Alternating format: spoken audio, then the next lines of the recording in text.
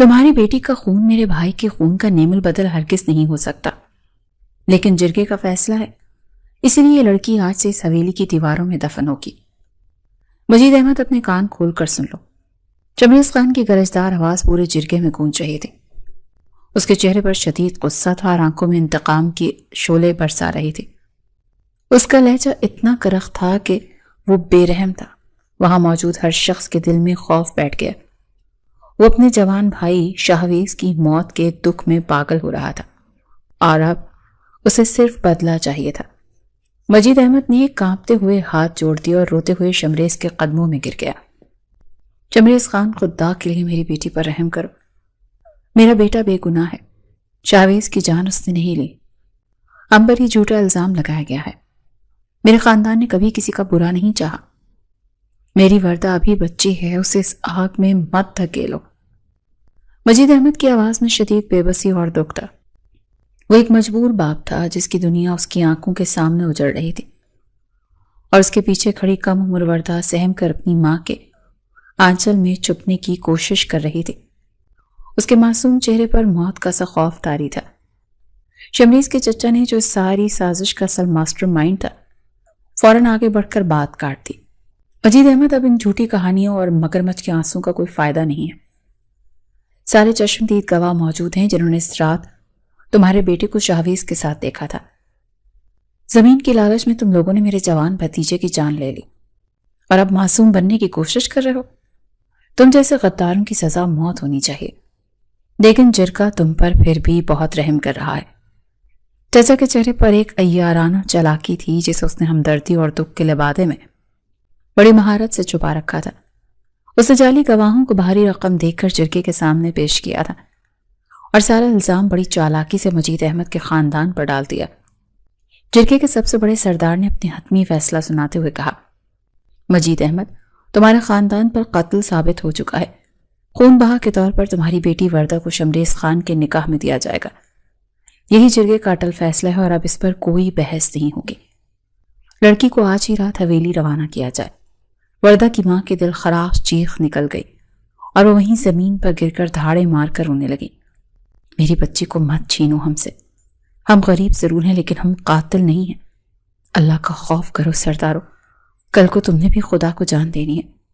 میری معصوم بچی کا کیا قصور ہے جو اسے ونی کیا جا رہا ہے؟ اس کی ماں کی آہو بکا اور سسکیوں سے وہاں موجود ہر شخص کا دل دہل گیا، لیکن شمریز کے پتھر دل پر کوئی اثر نہیں ہوا۔ اس کے ذہن پر صرف اور صرف اپنے بھائی کے خون کا بدلہ سوار تھا۔ وردہ کو روتے بلکتے زور زبردستی اس کے والدین کے سینے سے جدا کر دیا گیا اور اسی رات نکاح پڑھوا کر قیدیوں کی طرح حویلی لایا گیا۔ حویلی کی وہ پہلی رات وردہ کے لیے کسی انتہائی بھیانک اور ڈراؤنے خواب سے کم نہیں تھی۔ شمریز نے اسے حویلی کے سب سے خستہ حال، ویران اور تاریک کمرے میں پھینکنے کا حکم دیا تھا۔ وہاں نہ تو بستر تھا اور نہ ہی روشنی کا کوئی انتظام۔ سرد فرش پر بیٹھ کر وردہ ساری رات ایک کونے میں سمٹی رہی۔ وہ خوف سے کانپ رہی تھی اور اللہ سے رو رو کر دعائیں مانگ رہی تھی۔ یا اللہ، تو تو دلوں کے حال بہتر جانتا ہے۔ میرا باپ اور بھائی بالکل بے گناہ ہے۔ ہم پر یہ کیسی آزمائش آ گئی ہے؟ مجھے اس اندھیرے سے نکال اور مجھ پر رحم فرما۔ بے شک تو صبر کرنے والوں کے ساتھ ہے۔ میں تیرے سوا کس سے فریاد کروں؟ وردہ کی سسکیاں کمرے کے گھپ اندھیرے میں خاموشی سے گونجتی رہیں، لیکن اس کی مدد کرنے والا وہاں کوئی نہیں تھا۔ اگلی صبح وردہ ڈرتے ڈرتے کمرے سے باہر نکلی۔ وہ بھوک، پیاس اور رات بھر کے رونے سے نڈھال ہو چکی تھی۔ اسے لگا کہ شاید دن کی روشنی میں اس پر کوئی رحم کھا لے، لیکن راستے میں اچانک اس کا سامنا شمریز سے ہو گیا۔ شمریز نے اسے دیکھتے ہی نفرت سے دانت پیسے اور تیزی سے اس کی طرف بڑھا۔ تمہاری ہمت کیسے ہوئی میرے سامنے آنے کی؟ اس سے پہلے کہ وردہ کچھ سمجھ پاتی، شمریز نے آگے بڑھ کر اتنی بے دردی سے وردہ کا بازو پکڑ کر جھٹک دیا کہ وہ اپنا توازن برقرار نہ رکھ سکی اور سیدھا ٹھنڈے اور سخت فرش پر جا گری۔ فرش پر گرنے سے اس کی کوہنی پر شدید چوٹ آئی اور درد کی ایک ٹیس پورے جسم میں دوڑ گئی۔ شمریز اس کے سر پر کھڑا غصے سے پھنکار رہا تھا۔ اس حویلی میں تمہاری حیثیت ایک مجرم کی بہن سے زیادہ اور کچھ نہیں۔ تم نے جس طرح میرے بھائی کی جان لی ہے، میں تمہاری زندگی کو ایسا عذاب بناؤں گا کہ تم موت کی بھیک مانگو گی۔ وردہ درد سے کراہتے ہوئے زمین پر بیٹھ رہی تھی اور اس نے ہمت کر کے بولنے کی کوشش کی۔ میں بے گناہ ہوں خان صاحب، اور میرا خاندان بھی بے قصور ہے۔ آپ لوگ میرے ساتھ اور میرے باپ کے ساتھ بہت بڑی ناانصافی کر رہے ہیں۔ خدا کے لیے سچ کو جاننے کی کوشش کریں۔ شمریز کا غصہ سن کر مزید بے قابو ہو گیا۔ اس سے پاس پڑا ہوا شیشے کا گلدان اٹھا کر زور سے دیوار پر مارا۔ گلدان کے ٹکڑے پورے صحن میں بکھر گئے۔ بکواس بند کرو، میں تمہارے منہ سے جھوٹ کا ایک لفظ اور نہیں سننا چاہتا۔ تم قاتل ہو اور اس حویلی میں تمہاری سزا صرف خاموش اور اذیت ہے۔ وردہ ڈر کر پیچھے ہٹی۔ اس کے دل میں شدید تکلیف ہوئی، لیکن اس نے خاموشی اختیار کر لی۔ اسے معلوم تھا کہ اس وقت شمریز اندھا ہو چکا ہے اور کوئی دلیل سننے کے لیے تیار نہیں۔ شمریز نے وہیں کھڑے کھڑے حویلی کے تمام ملازمین کو اونچی آواز میں بلا لیا اور سختی سے ہدایت دی کہ اس لڑکی کی کوئی مدد نہیں کرے گا۔ اسے نوکروں سے بھی بدتر سلوک ملے گا اور کوئی اس سے ہمدردی دکھانے کی کوشش بھی نہیں کرے گا۔ اسے 2 وقت کی روٹی بھی تب ملے گی جب یہ حویلی کا سارا کام ختم کر لے گی، اور اگر کسی نے میرے حکم کی خلاف ورزی کی تو اسے اسی وقت حویلی سے دھکے دے کر نکال دیا جائے گا۔ ملازمین نے خوف سے سر جھکا لیا۔ وردہ کی زندگی حویلی میں قیدی جیسی ہو کر رہ گئی۔ وہ دن رات جانوروں کی طرح کام کرتی اور خاموشی سے ظلم برداشت کرتی۔ شمریز اس پر ہاتھ اٹھانے اور اسے ذلیل کرنے کا کوئی موقع ہاتھ سے نہیں جانے دیتا تھا۔ وہ جب بھی وردہ کو دیکھتا اس کے ساتھ انتہائی برا سلوک کرتا، اسے سخت الفاظ کہتا اور اسے بھوکا پیاسا رکھتا۔ جب سے وردہ کا باپ مجید احمد اپنی بیٹی کی حالت جاننے کے لیے حویلی کے دروازے پر آتا تو شمریز کا چچا اپنے غنڈوں کے ذریعے اسے دھکے دلوا کر باہر نکال دیتا تھا۔ مجید احمد بے بسی سے روتا ہوا گڑ گڑاتا، لیکن کوئی اس کی نہیں سنتا تھا۔ وردہ اوپری منزل کی ٹوٹی ہوئی کھڑکی سے اپنے بوڑھے باپ کو دھکے کھاتے اور بے عزت ہو کر جاتے دیکھتی تو اس کا دل خون کے آنسو روتا تھا۔ کئی مہینے اسی ذہنی اذیت، سخت مشقت اور ظالمانہ حالات میں گزر گئے۔ شمریز روز وردہ کو قسم پرسی کی حالت میں دیکھتا اور اسے اپنا مرا ہوا چھوٹا بھائی شہویز یاد آ جاتا۔ اس کے دل میں غصہ اور انتقام کی آگ بھڑک اٹھتی۔ وہ وردہ کو ذہنی اذیت دینے کے لیے ہر وہ طریقہ استعمال کرتا جو اس کے بس میں تھا، لیکن عجیب بات یہ تھی کہ وہ صورتحال سے ذہنی طور پر بری طرح تھک چکا تھا۔ انتقام کی آگ اسے بھی اندر سے جلا رہی تھی۔ ایک دن شمریز نے اپنے چچا کو بلایا، چچا جان، مجھ سے اب اس حویلی میں مزید نہیں رہا جاتا۔ اس لڑکی کی شکل دیکھ کر میرا خون کھولتا ہے اور مجھے شہویز کے خون میں لت پت وہ لاش یاد آ جاتی ہے۔ میں فیصلہ کر چکا ہوں کہ میں ہمیشہ کے لیے یہاں سے جا رہا ہوں۔ میں لاہور شہر منتقل ہو رہا ہوں تاکہ وہاں جا کر اپنا خاندانی کاروبار سنبھال سکوں اور اس ماحول سے دور رہ سکوں۔ چچا کے چہرے پر ایک لمحے کے لیے خوشی اور کامیابی کی چمک ابھری، جیسے اس نے فوراً مکارانہ ہمدردی کے پیچھے چھپا لیا۔ بیٹا، یہ تم کیا کہہ رہے ہو؟ تمہارا گھر ہے یہ حویلی، تم کیسے ہمیں اس دکھ کی گھڑی میں چھوڑ کر جا سکتے ہو؟ شاویز کے بعد اب تم ہی تو ہو میرا واحد سہارا۔ چچا کی آواز میں مصنوعی ہمدردی اور دکھ کوٹ کوٹ کر بھرا تھا۔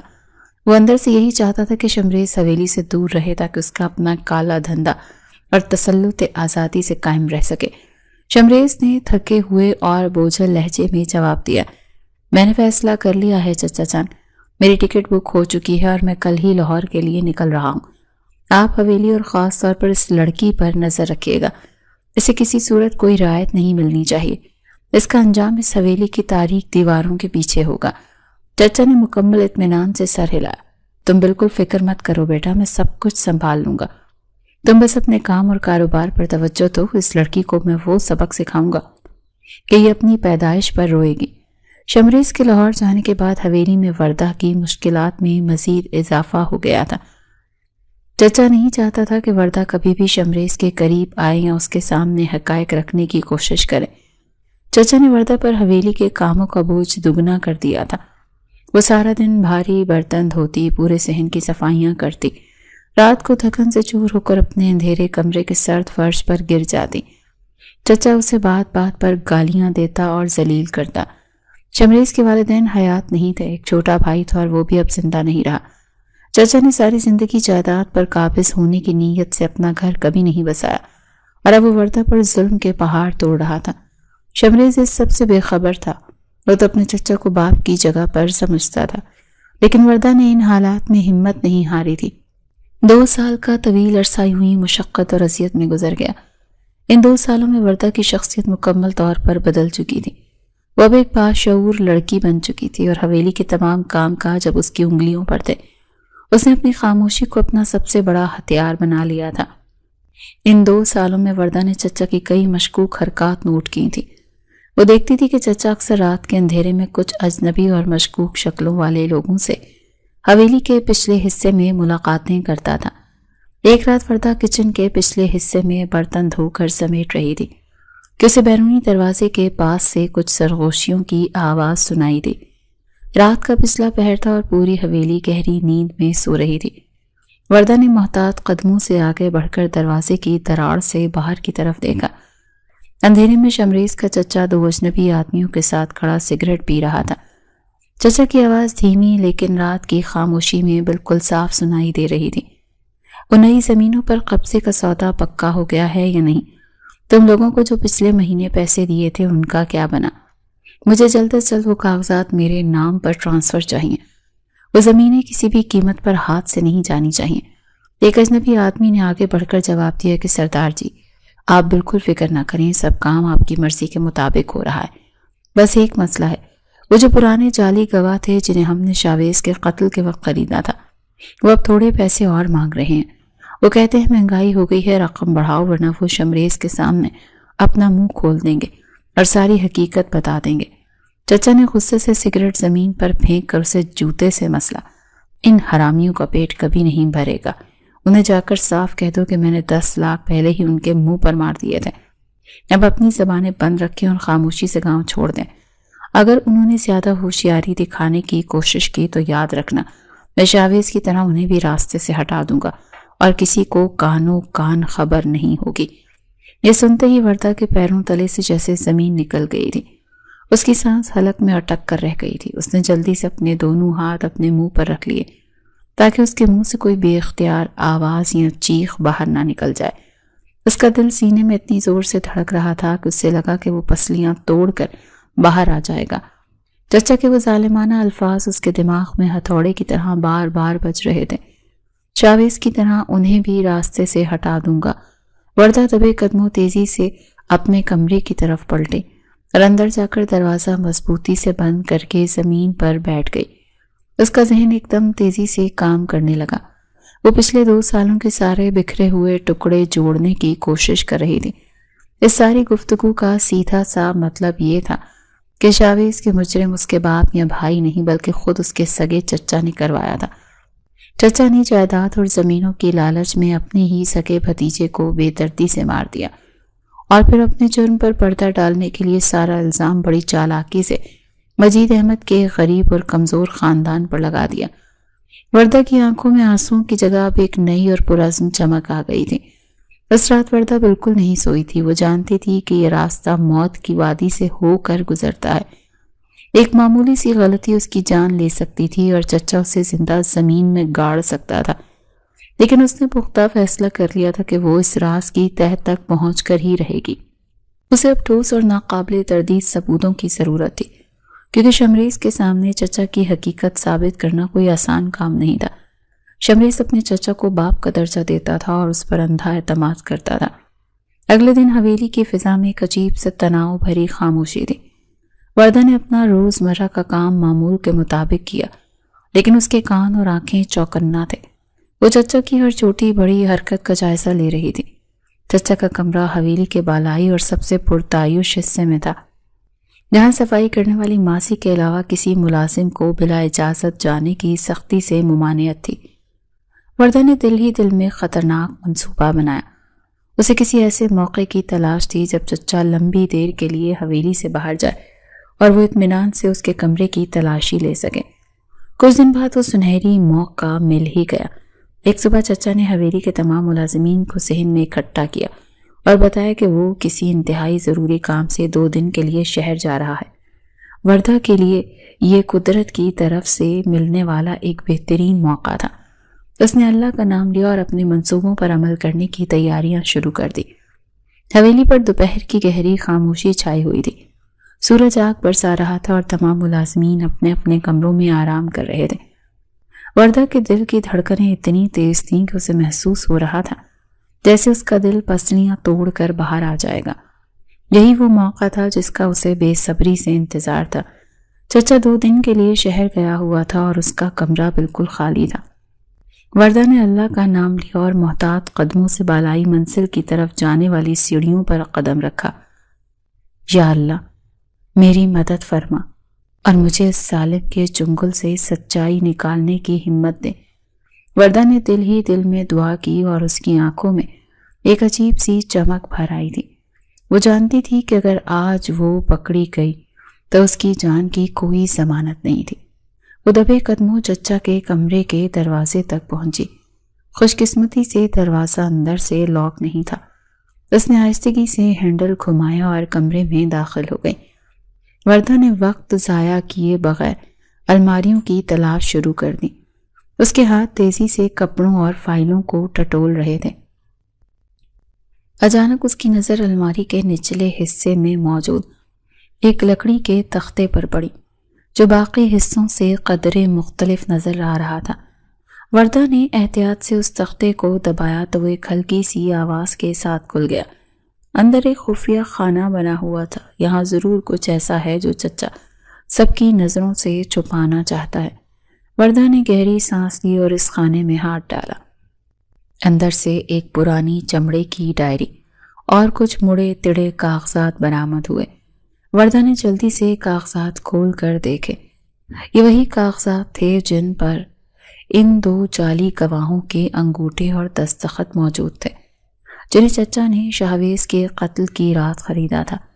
ان کاغذات پر چچا کے نام زمینوں کی منتقلی کا معاہدہ بھی درج تھا۔ وردہ کے ہاتھ کانپنے لگے۔ اس نے جلدی سے وہ پرانی ڈائری کھولی۔ ڈائری کے صفحات پر شاہویز کی لکھائی تھی۔ وردہ نے شاہویز کی آخری تحریر پڑھنی شروع کی۔ مجھے معلوم ہو چکا ہے کہ چچا جان ہماری پشتینی زمینوں کا سودا ہمارے دشمنوں کے ساتھ کر چکے ہیں۔ وہ حویلی کے خزانوں میں خرد برد کر رہے ہیں اور اب میری جان کو بھی ان سے شدید خطرہ ہے۔ یہ سب کچھ شمریز بھائی کو بتانے والا ہوں، اس سے پہلے کہ بہت دیر ہو جائے۔ تحریر پڑھتے ہی وردہ کی آنکھوں سے آنسو چھلک پڑے۔ یا اللہ، تیرا لاکھ شکر ہے کہ تو نے مجھے سچائی کا راستہ دکھایا۔ اب میں شمریز کو اس کی اصلیت ضرور بتاؤں گی۔ وردہ نے مضبوط لہجے میں خود سے وعدہ کیا اور وہ ڈائری کاغذات احتیاط سے اپنے کپڑوں میں چھپا لیے۔ وہ تیزی سے کمرے سے باہر نکلی اور سیدھا اپنے اندھیرے کمرے میں جا کر ان ثبوتوں کو ایک محفوظ جگہ پر چھپا دیا۔ اب اسے صرف شمریز کی واپسی کا انتظار تھا۔ ادھر لاہور شہر کی مصروف ترین زندگی میں شمریز خان کا دل مسلسل بے چین اور اداس رہنے لگا تھا۔ 2 سال کا طویل عرصہ گزر چکا تھا اور اس نے دن رات محنت کر کے خاندانی کاروبار کو بلندیوں پر پہنچا دیا تھا، لیکن اس کے اندر ایک عجیب سا خالی پن تھا۔ اس کا غصہ اور انتقام کی آگ اب مکمل طور پر ٹھنڈی ہو چکی تھی۔ رات کے سناٹے میں جب وہ اکیلا ہوتا تو اسے بار بار وہ معصوم لڑکی یاد آتی جس پر اس نے بے پناہ ظلم کیے تھے۔ اس کا ضمیر اسے بری طرح ملامت کرتا کہ اس نے ایک کمسن اور بے بس لڑکی کو اپنے انتقام کی بھینٹ چڑھا دیا۔ میں نے یہ کیا کر دیا؟ ایک معصوم لڑکی کی زندگی جہنم بنا دی۔ کیا واقعی اس کا بھائی قاتل تھا؟ کیا میں نے سچائی جاننے کی کوشش کی؟ شمریز اپنے سر کو دونوں ہاتھوں میں تھام کر خود کلامی کرتا اور شدید پچھتاوے کا شکار ہو جاتا۔ رمضان کا مہینہ گزرا اور چاند رات کا دن آ گیا۔ لاہور کی سڑکوں پر روشنی اور رونقوں سے سجی ہوئی تھی، لیکن شمریز کے دل میں ایک ویرانی تھی۔ اس نے اچانک فیصلہ کیا کہ وہ آج ہی حویلی واپس جائے گا۔ وہ مزید اسی کشمکش میں زندہ نہیں رہ سکتا تھا۔ وہ بغیر کسی کو بتائے اپنی گاڑی میں بیٹھا اور گاؤں کی طرف نکل گیا۔ حویلی میں عید کی تیاریاں عروج پر تھیں۔ چچا اپنے کمرے میں آرام کر رہا تھا اور ملازمین پورے صحن کو دھو کر سجا رہے تھے۔ وردہ بھی کچن کے کاموں میں مصروف تھی۔ شمریز کی گاڑی حویلی کے بڑے دروازے کے سامنے آ کر رکی۔ وہ خاموشی سے گاڑی سے اترا اور حویلی کے اندر داخل ہوا۔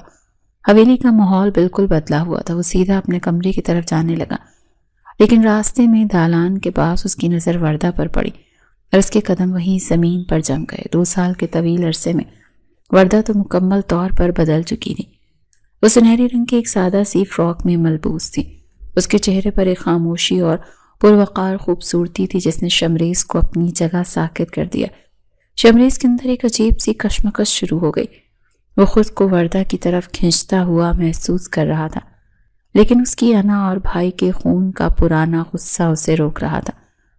وردہ نے مڑ کر دیکھا تو سامنے شمریز کو کھڑے پایا۔ اس کے دل کی بھی دھڑکن ایک لمحے کے لیے رک گئی، لیکن اس نے اپنے چہرے پر کوئی خوف ظاہر نہیں ہونے دیا۔ شمریز نے اپنی ہچکچاہٹ اور کمزوری کو چھپانے کے لیے غصے کا سہارا لیا اور سخت لہجے میں دھاڑا، یہ مت سمجھنا کہ میں یہاں تمہاری محبت میں آیا ہوں، میں یہاں تمہیں تمہاری اوقات یاد دلانے کے لیے آیا ہوں۔ شمریز خان شدید غصے میں چلایا تو وردہ بے ساختہ 2 قدم دور ہٹی۔ وہ حیران رہ گئی کہ یہ یہاں کیسے آ گیا اور یوں اچانک، لیکن اس سے پہلے کہ وہ کچھ کہتی شمریز دھاڑا، 10 منٹ میں چائے لے کر میرے کمرے میں پہنچو۔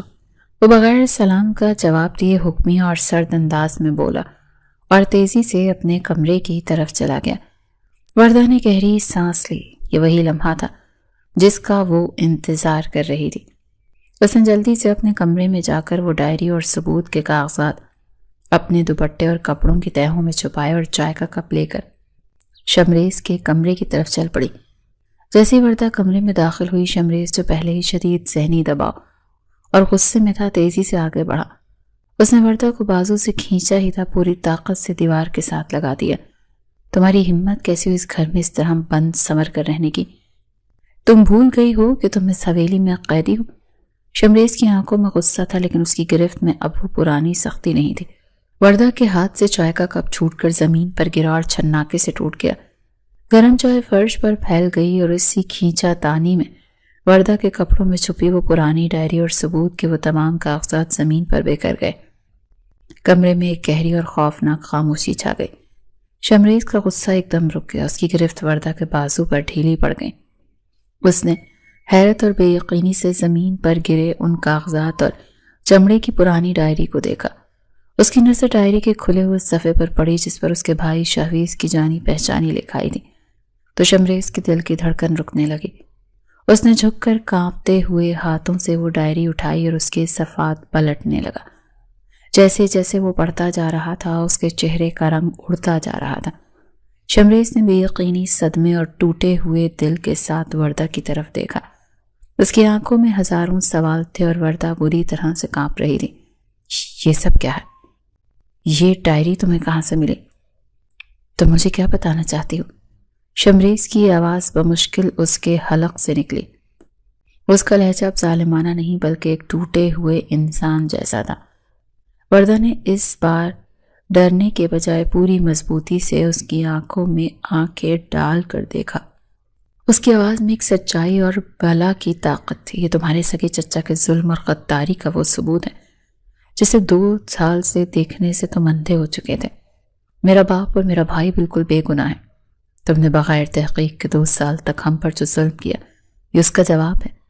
شاویز کو میرے باپ نے نہیں بلکہ تمہارے اسی چچا نے پیسوں کی لالچ میں مارا تھا جسے تم اپنا خدا مانتے ہو۔ وردہ کے الفاظ شمریز کے سینے میں خنجر کی طرح اتر رہے تھے۔ شمریز کے قدم بری طرح لڑکھڑا گئے۔ یا خدا، یہ میں نے کیا کر دیا؟ میں کتنا اندھا ہو گیا تھا۔ میں نے قاتل کو اپنے گھر میں بنا دی اور ایک بے گناہ معصوم کی زندگی جہنم بنا دی۔ شمریز نے اپنے کانپتے ہوئے ہاتھوں کو دیکھا۔ یہ وہی ہاتھ تھے جن سے وہ وردہ کو مارتا تھا، اور آج وہی ہاتھ ندامت سے کانپ رہے تھے۔ اسے بالکل سمجھ نہیں آ رہا تھا کہ وہ کسی سے معافی مانگے، اپنے مرے ہوئے بھائی سے جس کا قاتل اسی کے گھر میں مزے کر رہا تھا، یا اس لڑکی سے جس کی معصومیت کو اس نے اپنے پیروں تلے روند ڈالا تھا۔ مجھے معاف کر دو وردہ، میں واقعی اندھا تھا۔ شمریز کے منہ سے سسکی نکل گئی۔ وہ مزید اس کمرے میں کھڑا نہ رہ سکا۔ وہ تیزی سے مڑا اور کمرے سے باہر نکل کر دیوانوں کی طرح حویلی کے دروازے کی طرف بھاگا۔ وہ بھاگتا ہوا سیدھا گاؤں کے قبرستان میں شاویز کی قبر پر جا پہنچا۔ قبر پر گرتے ہی اس کے ضبط کے تمام بندھن ٹوٹ گئے۔ وہ بچوں کی طرح پھوٹ پھوٹ کر رونے لگا۔ مجھے معاف کر دے میرے بھائی، میں تیرا گنہگار ہوں۔ میں نے تیرے اصلی مجرم کو پہچاننے میں اتنی دیر کر دی۔ میں نے ایک بے گناہ خاندان کو برباد کر دیا۔ شمریز نے روتے ہوئے قبر کی مٹی کو اپنے ہاتھ پر لگایا۔ اس کے اندر انتقام کی ایک نئی مگر سچی آگ بھڑک اٹھی تھی۔ اس نے وہیں کھڑے ہو کر عہد کیا کہ وہ اپنے چچا کو اس کی غداری کی ایسی سخت ترین سزا دے گا کہ پورا گاؤں یاد رکھے گا، اور وردہ کے خاندان کے ماتے سے مجرم ہونے کا یہ جھوٹا اور غلیظ داغ ہمیشہ کے لیے مٹا دے گا۔ دوسری طرف حویلی کے کمرے میں وردہ خاموشی سے زمین پر بیٹھی بکھرے ہوئے کاغذات سمیٹ رہی تھی۔ اس کے چہرے پر ایک سکون اور اطمینان تھا۔ اسے اندازہ ہو گیا تھا کہ شمریز کو پوری سچائی کا علم ہو چکا ہے اور اس کے دل پر پڑا ہوا نفرت کا پردہ اب ہٹ چکا ہے۔ اس کہانی کا رخ مکمل طور پر بدلنے والا تھا اور ظالم کا انجام اب بہت قریب تھا۔ اگلی صبح حالانکہ عید کی صبح تھی، لیکن حویلی کے صحن میں ایک عجیب سی خاموشی چھائی ہوئی تھی۔ شمریز خان رات بھر شہباز کی قبر پر رونے کے بعد جب حویلی لوٹا تو اس کی آنکھیں سرخ اور سوجی ہوئی تھی، لیکن اس کے چہرے پر ایک نیا اور مضبوط ارادہ تھا۔ اس نے آتے ہی حویلی کے تمام ملازمین کو صحن میں اکٹھا ہونے کا حکم دیا۔ چچا بھی اپنے کمرے سے باہر نکلا۔ وہ ابھی چند دن پہلے ہی واپس آیا تھا۔ اس کے چہرے پر حیرت اور الجھن تھی کیونکہ اس نے شمریز کو کل رات غصے میں حویلی سے باہر جاتے ہوئے دیکھا تھا۔ ملازمین خوفزدہ کھڑے تھے کہ آج پھر کسی پر قیامت ٹوٹنے والی ہے۔ شمریز نے سب سے گہری نظر ڈالی اور پھر اس کی نظر وردہ پر پڑی جو ایک ستون کے پاس خاموشی سے کھڑی تھی۔ آج کے بعد اس حویلی کے سارے اصول بدل چکے ہیں۔ آپ سب کان کھول کر سن لیں، آج سے وردہ اس حویلی کی مالکن ہے اور اس کا ہر حکم حتمی ہوگا۔ کوئی اس سے اونچی آواز میں جواب نہیں دے گا اور نہ ہی اس سے کوئی کام کروایا جائے گا۔ شمریز کی گرجدار آواز پورے صحن میں گونجی تو سب کے چہرے حیرت سے کھلے کے کھلے رہ گئے۔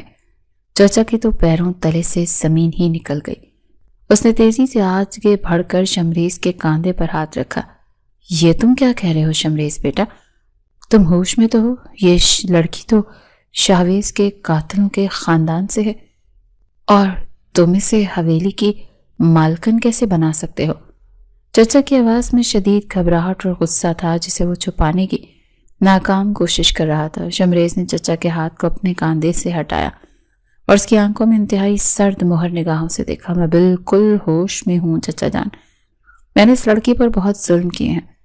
رات بھر میں نے سوچا اور مجھے احساس ہوا ہے کہ جو ہو گیا سو ہو گیا، لیکن ہمیں کم از کم اس لڑکی کے ساتھ انسانوں والا سلوک کرنا چاہیے۔ اس کا کوئی قصور نہیں۔ شمریز نے بڑی مہارت سے اپنی اصل سچائی کو چھپایا کیونکہ وہ چچا کو ابھی محتاط نہیں کرنا چاہتا تھا۔ چچا نے شمریز کی آنکھوں میں دیکھا لیکن اسے وہاں سوائے ایک سرد خاموشی کے اور کچھ نظر نہیں آیا۔ چچا نے جھوٹے اطمینان کا سانس لیا اور پیچھے ہٹ گیا۔ سب کے جانے کے بعد شمریز نے وردہ کی طرف دیکھا اور نرم لہجے میں بولا، وردہ تم ذرا میرے کمرے میں آؤ، مجھے تم سے کچھ ضروری بات کرنی ہے۔ وردہ خاموشی سے شمریز کے پیچھے چل پڑی۔ کمرے میں داخل ہوتے ہی شمریز نے دروازہ بند کیا اور وردہ کے سامنے مجرموں کی طرح سر جھکا کر کھڑا ہو گیا۔ مجھے معاف کر دو وردہ، میں جانتا ہوں کہ میری معافی تمہارے 2 سال کے دکھ اور اذیت کا مداوع نہیں کر سکتی۔ میں اندھا ہو چکا تھا انتقام کی آگ میں۔ شمریز کی آواز میں ایسا درد تھا جو وردہ نے اس سے پہلے کبھی نہیں سنا تھا۔ اس کی آنکھوں سے ندامت کے آنسو چھلک پڑے۔ وردہ نے مضبوطی سے شمریز کی طرف دیکھا۔ تمہاری معافی میرے بوڑھے باپ کے آنسو اور میرے بے گناہ بھائی کی ذلت نہیں مٹا سکتی شمریز خان۔ تم نے مجھ پر جو ظلم کیا ہے میں انہیں کبھی نہیں بھول سکتی۔ وردہ کا لہجہ سخت اور کھردرا تھا۔ شمریز نے تڑپ کر اس کی طرف دیکھا۔ میں جانتا ہوں وردہ، اور میں تم سے یہ حق نہیں چھین رہا کہ تم مجھ سے نفرت کرو، لیکن اس وقت ہمیں ایک دوسرے کی ضرورت ہے۔ صرف یہ ڈائری چچا کو سزا دلوانے کے لیے کافی نہیں ہے۔ وہ بہت مکار ہے اور اسے جرگے کے سامنے جعلی ثابت کر دے گا۔ شمریز کی بات سن کر وردہ کے ماتھے پر شکنیں پڑ گئیں۔ اسے اندازہ تھا کہ چچا کو شکست دینا اتنا آسان نہیں ہے۔ تو پھر تم کیا چاہتے ہو؟ میں تمہاری کیا مدد کر سکتی ہوں؟ وردہ نے سوالیہ نظروں سے پوچھا تو شمریز نے قریب پڑی کرسی پر بیٹھتے ہوئے گہری سانس لی۔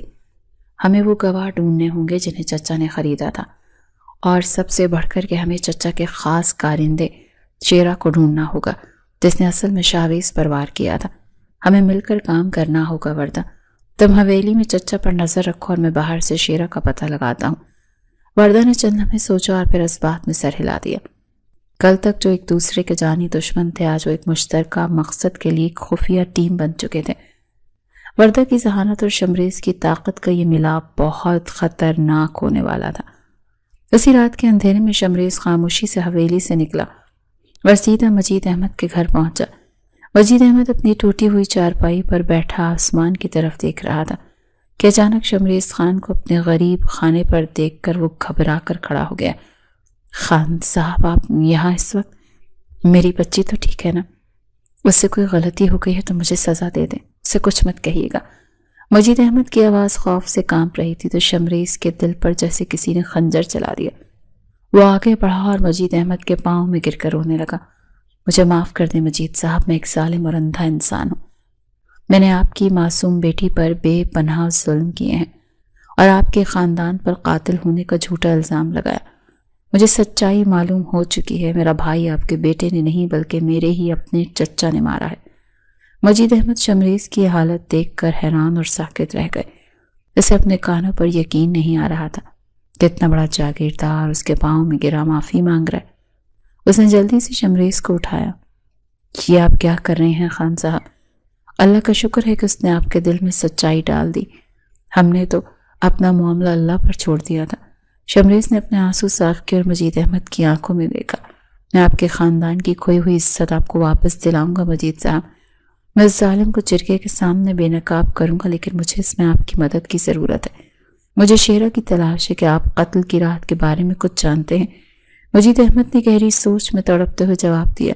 جس رات شاویز کی موت ہوئی خان صاحب اس رات میں کھیتوں سے واپس آ رہا تھا۔ میں نے شیرہ کو گاؤں کے پچھلے راستے سے گھبراہٹ میں بھاگتے ہوئے دیکھا تھا۔ اس کے کپڑوں پر خون کے نشان تھے، لیکن میں ڈر گیا اور میں نے کسی کو نہیں بتایا کیونکہ چچا کا گاؤں میں بہت خوف تھا۔ شمریز کی آنکھوں میں ایک چمک آ گئی۔ یہ بہت بڑی معلومات تھی اور اس کا مطلب ہے کہ شیرہ ہی اصل مجرم ہے۔ ہم دونوں مل کر اسے تلاش کریں گے۔ آپ کل سے میرے ساتھ شیرہ کی کھوج میں نکلیں گے۔ اگلے چند دن تک شمریز اور مجید احمد گاؤں اور آس پاس کے علاقوں میں شیرہ کی خفیہ تلاش میں لگ گئے۔ اسی دوران حویلی میں وردہ چچا کی ہر حرکت پر کڑی نظر رکھے ہوئے تھی۔ چچا بہت پریشان رہنے لگا تھا۔ اسے شمریز کی خفیہ سرگرمیوں پر اب شک ہونے لگا تھا اور حویلی میں وردہ کا نیا اعتماد دیکھ کر اسے شدید خطرہ محسوس ہو رہا تھا۔ ایک دوپہر چچا اپنے کمرے میں فون پر کسی سے بات کر رہا تھا۔ وردہ دروازے کے باہر کھڑی خاموشی سے سن رہی تھی۔ یہ شمریز اچانک اتنا بدل کیسے گیا؟ وہ روز رات کو غائب ہو جاتا ہے اور مجھے اس لڑکی سے بھی بہت خطرہ ہے۔ تم آج ہی کوئی بندوبست کرو، اس لڑکی کو راستے سے ہٹانا ہوگا۔ ایسے کوئی ایسا حادثہ پیش آئے کہ کسی کو مجھ پر شک نہ ہو۔ وردہ کے قدموں تلے سے زمین نکل گئی۔ چچا اب اس کی جان کے در پہ ہو چکا تھا۔ اس نے تیزی سے وہاں سے ہٹنے کی کوشش کی، لیکن اس کے پاؤں سے گملہ ٹکرا کر ٹوٹ گیا۔ چچا نے فوراً دروازہ کھولا، لیکن وردہ تب تک وہاں سے غائب ہو چکی تھی۔ چچا کی آنکھوں میں ایک خونی درندگی ابھر آئی تھی۔ اسی دوپہر وردہ حویلی کی اونچی چھت پر کپڑے سکھانے کے لیے گئی۔ اس کا ذہن چچا کی باتوں میں الجھا ہوا تھا۔ اچانک اسے اپنے پیچھے کسی کے قدموں کی آہٹ محسوس ہوئی۔ اس نے مڑ کر دیکھا تو چچا کا ایک گنڈا ہاتھ میں ایک موٹا ڈنڈا لیے اس کی طرف بڑھ رہا تھا۔ آج تمہارا قصہ ختم ہو جائے گا لڑکی، سردار جی کا حکم ہے کہ تمہیں یہاں سے نیچے پھینک دیا جائے۔ گنڈے نے مکروہ ہنسی ہنستے ہوئے کہا اور تیزی سے وردہ کی طرف جھپٹا۔ وردہ نے پیچھے ہٹنے کی کوشش کی، لیکن وہ چھت کے بالکل کنارے پر پہنچ چکی تھی۔ گنڈے نے اس پر وار کرنے کے لیے ہاتھ اٹھایا، لیکن اس سے پہلے کہ ڈنڈا وردہ کو لگتا کسی نے پیچھے سے گنڈے کی گردن کو دبوچ لیا۔ یہ شمریز تھا۔ اس کی آنکھوں میں خون اتر آیا تھا۔ اس نے گنڈے کو پوری طاقت سے زمین پر پٹخا اور اس پر مکوں اور لاتوں کی بارش کر دی۔ تیری ہمت کیسے ہوئی میری بیوی پر ہاتھ اٹھانے کی؟ میں تیری بوٹی بوٹی کاٹ کر کتوں کو ڈال دوں گا۔ شمریز غصے سے پاگل ہو چکا تھا۔ اس نے گنڈے کو ادموا کر کے چھت سے نیچے پھینک دیا۔ پھر وہ تیزی سے مڑا اور وردہ کی طرف بڑھا۔ وردہ خوف سے کانپ رہی تھی اور دیوار کے ساتھ لگی ہوئی تھی۔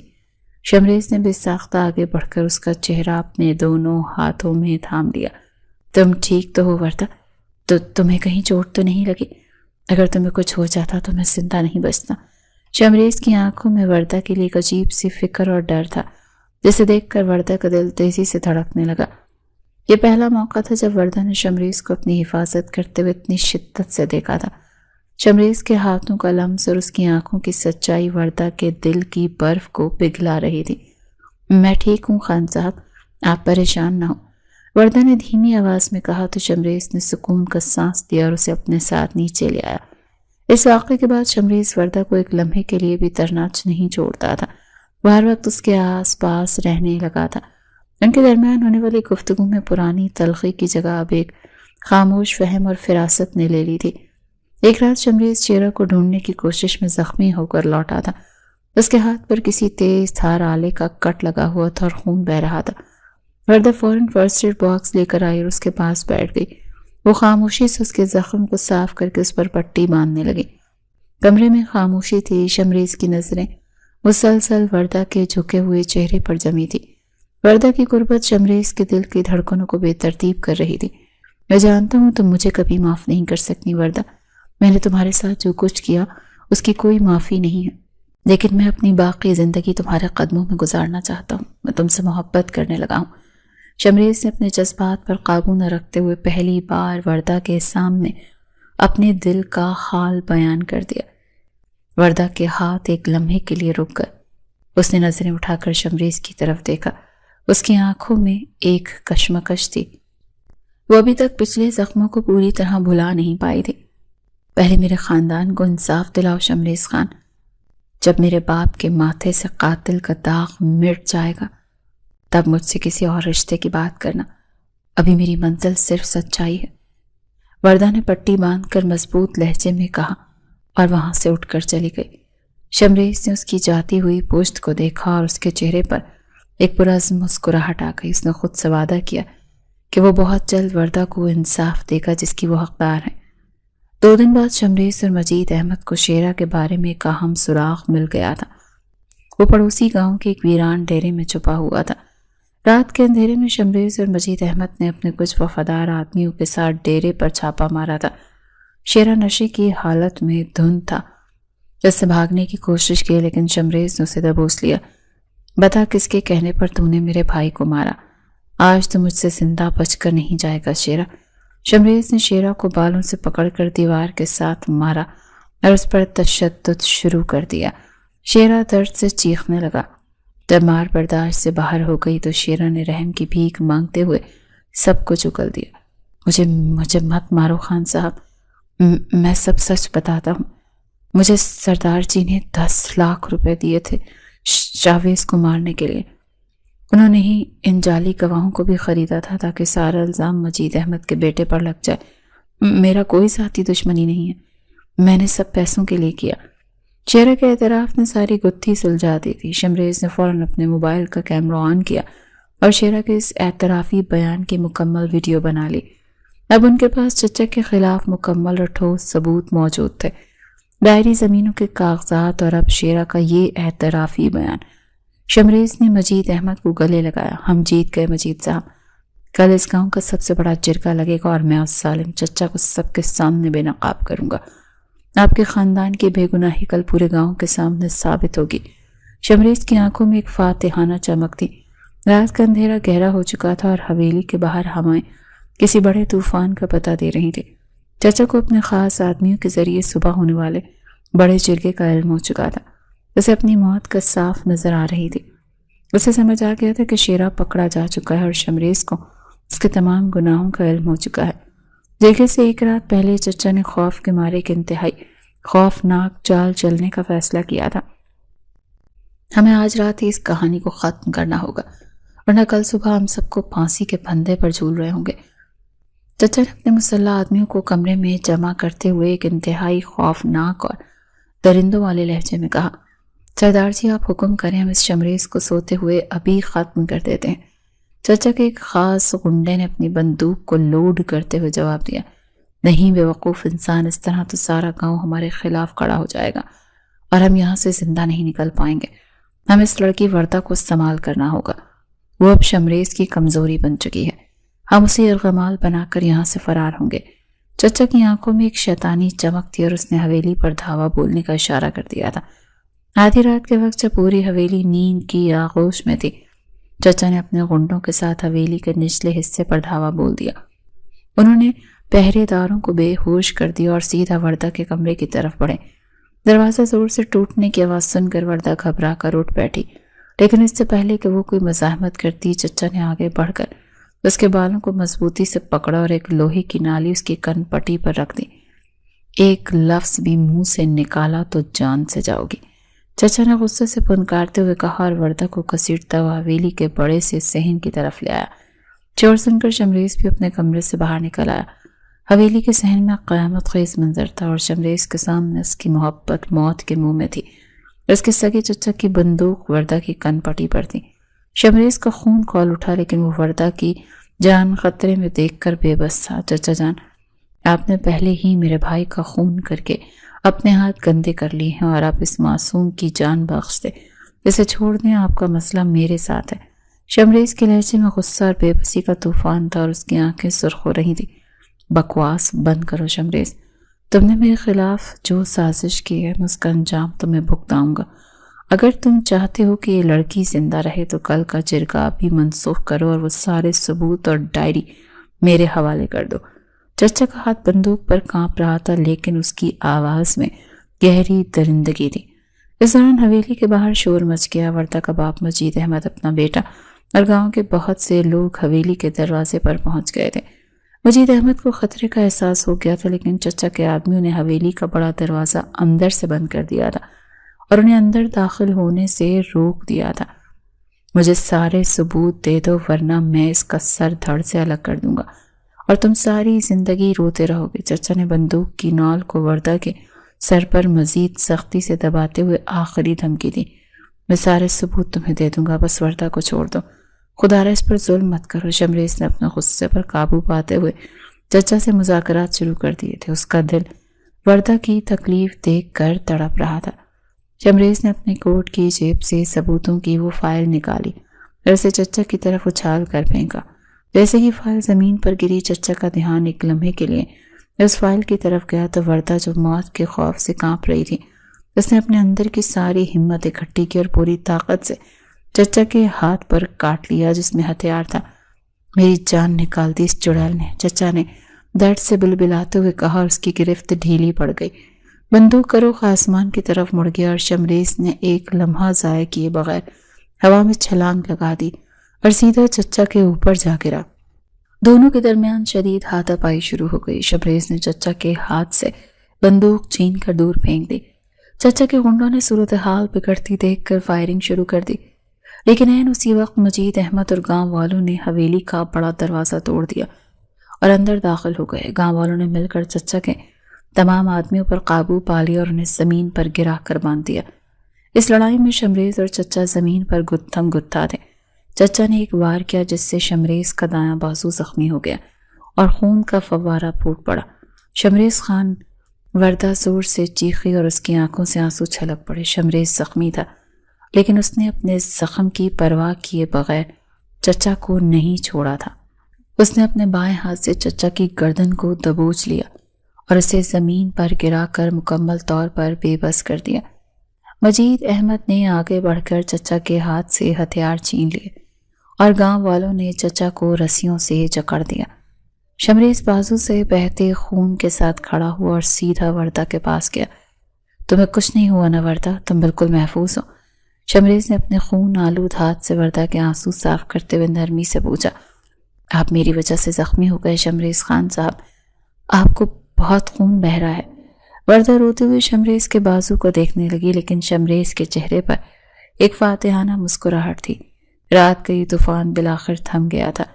اگلے دن حویلی کے صحن میں ایک تاریخی اور بہت بڑا جرگہ لگا۔ پورے گاؤں کے لوگ اس فیصلے کو سننے کے لیے جمع تھے۔ چچا کو ہتھکڑیوں اور بھاری زنجیروں میں باندھ کر پورے جرگے کے سامنے پیش کیا گیا۔ شمریز نے اپنے بازو پر سفید پٹی باندھے ہوئے جرگے کے سرداروں کو سامنے شیرہ کا اعترافی بیان، شاویز کی لکھی ہوئی ڈائری اور زمینوں کے قبضے کے تمام کاغذات پیش کر دیے۔ یہ ہے وہ شخص جسے میں اپنا باپ مانتا تھا، اور اس نے جائیداد کی خاطر میرے جوان بھائی کو موت کے گھاٹ اتار دیا۔ ان پیسوں کے لیے جعلی گواہ خریدے اور ایک بے گناہ خاندان پر قتل کا الزام لگا دیا۔ شمریز نے بھری محفل میں گرجدار آواز میں حقائق بیان کیے۔ یہ سب جھوٹ ہے سردارو، یہ لڑکا پاگل ہو گیا ہے۔ اس لڑکی کی محبت میں چچا نے بے شرمی سے چیختے ہوئے اپنی صفائی دینے کی ناکام کوشش کی۔ جرگے کے سب سے بڑے سردار نے ثبوتوں کی فائل کو غور سے دیکھا اور شیرہ کے ویڈیو دیکھنے کے بعد اپنا فیصلہ سنا دیا۔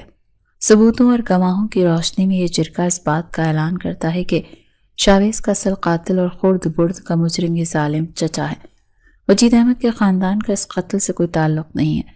سردار کا فیصلہ سنتے ہی گاؤں والوں میں ایک شور مچ گیا۔ شمریز نے آگے بڑھ کر پورے جرگے کے سامنے مجید احمد اور اس کی بیٹی کے سامنے ہاتھ جوڑ دیے۔ مجید صاحب مجھے معاف کر دیں، میں نے آپ کے خاندان پر جو ظلم کی ہے ان کی کوئی معافی تو نہیں۔ میں نے آپ کی بیٹی کی زندگی جہنم بنا دی۔ آج میں اس بھرے مجمع میں اعلان کرتا ہوں کہ وردہ کے خاندان پر لگایا گیا ہر ایک الزام جھوٹا تھا۔ یہ خاندان بالکل پاک اور بے گناہ ہے۔ شمریز کی آنکھوں میں ندامت کے آنسو تھے اور اس نے سب کے سامنے اپنی غلطی کا اعتراف کیا۔ جرگے نے چچا کو سخت سزا کے لیے پولیس کے حوالے کر دیا اور وردہ کے خاندان کو بعزت بری کر دیا۔ شمریز نے جرگے کے سرداروں کے سامنے ایک اور بڑا اعلان کرنے کی اجازت مانگی۔ پورا مجمع خاموش ہو گیا اور شمریز کی نظریں وردہ پر جمی تھی جو صحن کے ایک کونے میں کھڑی یہ سب دیکھ رہی تھی۔ جرگے کے معزز سرداروں اور گاؤں والوں انصاف ملنے کے بعد میں ایک اور فیصلہ کرنا چاہتا ہوں۔ چونکہ وردہ کو ایک جھوٹے الزام کے تحت خون بہا میں بری کیا گیا تھا، اسی لیے شرعی اور اخلاقی طور پر یہ نکاح بالکل باطل ہے۔ میں آج سب کے سامنے وردہ کو بری کے ظالمانہ اور جاہلانہ رسم سے ہمیشہ کے لیے آزاد کرتا ہوں۔ شمریز کا یہ فیصلہ سن کر سب حیران رہ گئے تھے اور محفل میں ایک گہری خاموشی چھا گئی تھی۔ خود وردہ بھی ساکت کھڑی رہ گئی۔ اسے یقین ہی نہیں آ رہا تھا کہ شمریز اسے اتنی آسانی سے خود سے دور کر رہا ہے۔ شمریز بوجھل قدموں سے چلتا ہوا وردہ کے پاس آیا تھا۔ اس کی آنکھوں میں ایک ایسا دکھ تھا جسے الفاظ میں بیان کرنا ناممکن تھا۔ تم اب مکمل طور پر آزاد ہو وردہ، تم اپنے باپ کے ساتھ اپنے گھر جا سکتی ہو۔ میں نے تمہیں بہت دکھ دی اور اب میں تمہاری خوشیوں کے راستے میں مزید کوئی رکاوٹ نہیں بنوں گا۔ جاؤ اور اپنی نئی زندگی شروع کرو۔ شمریز نے انتہائی بوجھل اور دکھ بھرے لہجے میں کہا اور اپنا رخ موڑ لیا تاکہ کوئی اس کے آنسو نہ دیکھ سکے۔ وردہ نے کوئی جواب نہیں دیا۔ اس کے حلق میں جیسے کانٹے چبھ رہے تھے۔ وہ خاموشی سے اپنے باپ اور بھائی کے ساتھ حویلی کے بڑے دروازے سے باہر چلی گئی۔ اس نے مڑ کر ایک بار بھی پیچھے نہیں دیکھا۔ شمریز اس بڑی سی حویلی میں بالکل تنہا رہ گیا۔ اس کا دل خون کے آنسو رو رہا تھا۔ اسے معلوم تھا کہ وردہ کی حقیقی آزادی اور خوشی اسی بات میں تھی کہ وہ اپنے پرانے زخموں سے دور رہے۔ کئی ہفتے تیزی سے گزر گئے۔ شمریز کی زندگی مکمل طور پر بے رنگ اور ویران ہو چکی تھی۔ دوسری طرف وردہ اپنے گھر واپس جا کر بالکل خوش نہیں تھی۔ اسے بار بار شمریز کی وہ آنکھیں یاد آتی تھیں جو اس کی حفاظت کرتے ہوئے خوفزدہ تھیں۔ اس کے دل میں شمریز کے لیے جو نفرت تھی وہ جانے کب محبت کے گہرے سمندر میں بدل گئی تھی۔ وردہ کے باپ میں مجید احمد اور اس کے بھائی نے وردہ کی حالت اور اداسی دیکھ لی تھی۔ وہ دونوں اس کے دل کا حال سمجھ گئے تھے۔ وردہ کے بھائی سے بھی شمریز نے معافی مانگی تھی اور اسے معاف بھی کر دیا گیا تھا۔ ایک شام مجید احمد وردہ کے پاس آیا اور اس کے سر پر ہاتھ رکھ کر بہت نرمی سے پوچھا، کیا تم اس شمریز سے محبت کرنے لگی ہو میری بچی؟ تم مجھ سے کچھ مت چھپانا، میں تمہارا باپ ہوں۔ مجید احمد کی آواز میں گہری شفقت تھی۔ تو وردہ نے اپنے باپ کے گلے لگ کر پھوٹ پھوٹ کر رونا شروع کر دیا۔ اس کی سسکیوں کے درمیان روتے ہوئے اقرار کر لیا، وہ ظالم نہیں تھا بابا، وہ تو خود حالات کا مارا ہوا ایک مجبور انسان تھا۔ اس نے سچائی جاننے کے بعد میری خاطر موت کا سامنا کیا اور گولی کھائی۔ مجھے اس سے نفرت نہیں ہے بابا، میں اس کے بغیر نہیں جی سکتی۔ مجھے اس کی خاموشی اور اس کی تنہائی سے ڈر لگتا ہے۔ وردہ نے اپنے دل کا سارا بوجھ اپنے باپ کے سامنے ہلکا کر دیا۔ اسے احساس ہو گیا تھا کہ شمریز ایک برا انسان نہیں ہے اور اب وہ مکمل طور پر بدل چکا ہے۔ اگلے دن صبح سویرے ایک دن مجید احمد اچانک شمریز کی حویلی پہنچ گئے۔ شمریز اپنے کمرے میں اکیلا بیٹھا تھا اور اس کی حالت بہت خراب تھی۔ مجید احمد کو سامنے دیکھ کر وہ حیران رہ گیا اور جلدی سے اٹھ کر کھڑا ہو گیا۔ مجید صاحب، آپ یہاں؟ سب خیریت تو ہے؟ وردہ کیسی ہے؟ شمریز کی آواز میں وردہ کے لیے شدید تڑپ اور فکر تھی۔ مجید احمد نے مسکراتے ہوئے شمریز کے کاندھے پر ہاتھ رکھا اور انتہائی محبت بھرے لہجے میں کہا، تم نے میری بیٹی کو ونی کی قید سے اور حویلی کی دیواروں سے تو آزاد کر دیا خان صاحب، لیکن اس کے دل پر جو محبت کا قبضہ تم نے کیا ہے نا، اس کا کیا ہوگا؟ وہ تمہاری یاد میں خود کو ختم کر رہی ہے۔ مجید احمد کی بات سن کر شمریز کی بے جان آنکھوں میں ایک دم زندگی کی چمک آ گئی۔ اس کا دل زور سے دھڑکنے لگا اور اسے اپنے کانوں پر یقین نہیں آ رہا تھا۔ کیا آپ سچ کہہ رہے ہیں مجید صاحب؟ کیا وردہ نے مجھے معاف کر دیا؟ شمریز نے بے قراری سے پوچھا۔ وہ تمہیں کب کا معاف کر چکی ہے میرے بیٹے، اور وہ تمہارا انتظار کر رہی ہے۔ مجید احمد نے مسکراتے ہوئے جواب دیا۔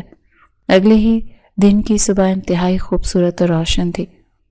شمریز اپنے پورے خاندان، گاؤں کے تمام سرداروں اور معززین کو لے کر ایک شاندار بارات کی صورت میں عام انسانوں کی طرح مجید احمد کے دروازے پر پہنچا۔ آج کوئی غرور، کوئی تکبر نہیں تھا۔ اسے مجید احمد کے سامنے ہاتھ جوڑ کر وردہ سے ونی کے طور پر نہیں، بلکہ ایک باعزت اور محبت کرنے والے شوہر کے طور پر نکاح کی باقاعدہ درخواست کی۔